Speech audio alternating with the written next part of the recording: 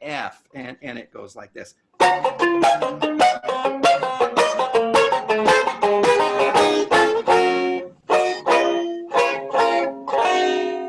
You know, I was just thinking before we dig into some other things, is it possible, and I know, you know, everybody watching this knows we're doing this through Zoom and the audio isn't going to be great, but would you mind showing us that Peabody rhythmic stroke, just kind of a demonstration of that? I would love for people to kind of hear what we're talking about. Yeah. And oh my gosh. I don't know if you can, is there a way for you to scoot your chair back so we can see it? Sorry, I'll let you know when it's kind of, yeah, perfect. There you go. Awesome. Yeah. Okay. Well, I'm not used to teaching, so this is. Oh yeah.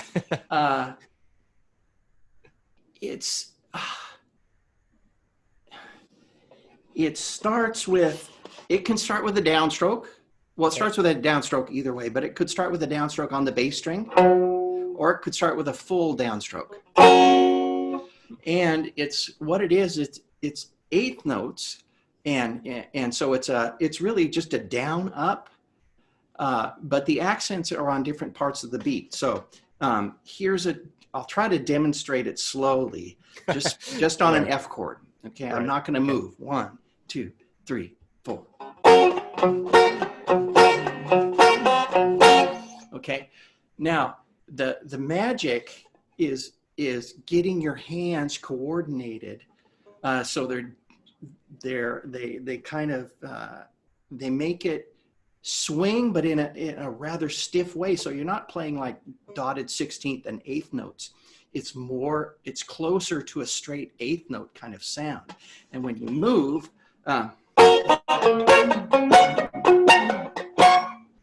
so there's the accent right there.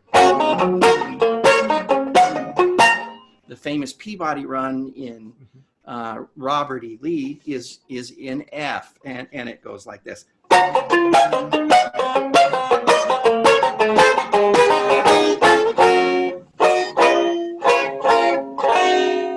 Cool. So that's it.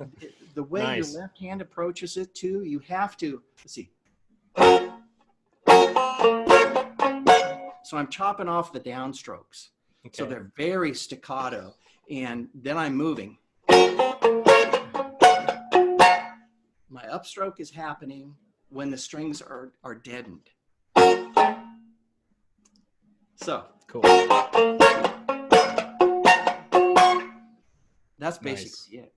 Now can you do it full blast? In the middle of a song at a tempo, and staying in the pocket. Yeah, if you know what I mean.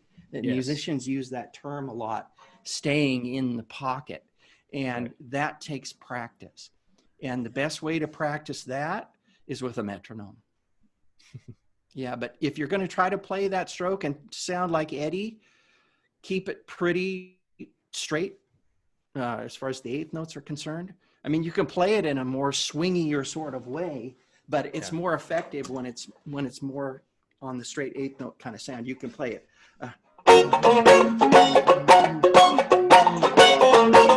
You know, that's more of a swingy sort of way to play it, but Eddie didn't play it that way. He played it like this.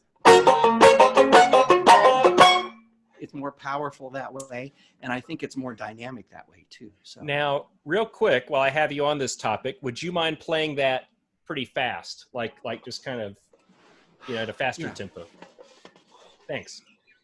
1, 2, 1, 2, 3.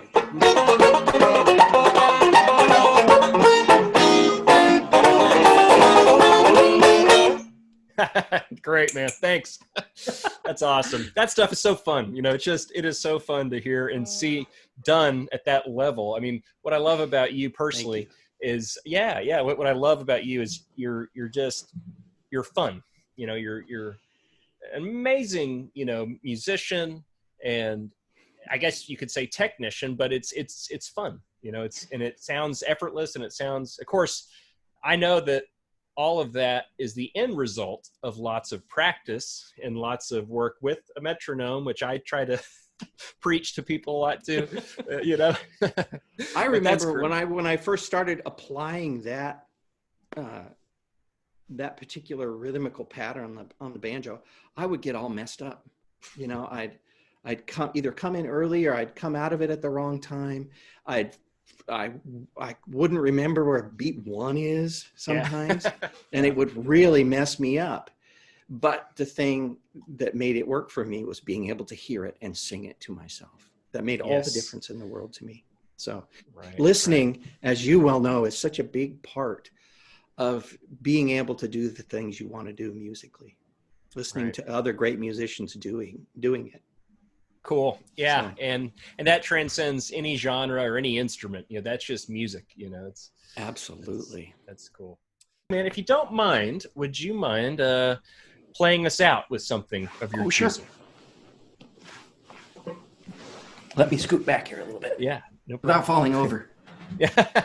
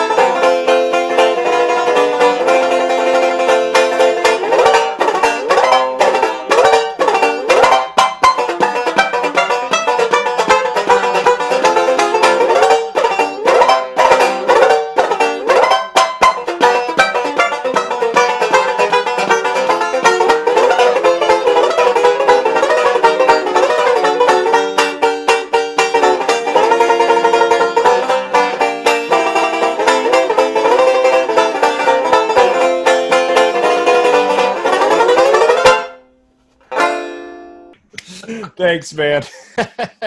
Well, take care. We'll be in touch soon. Take care. Bye.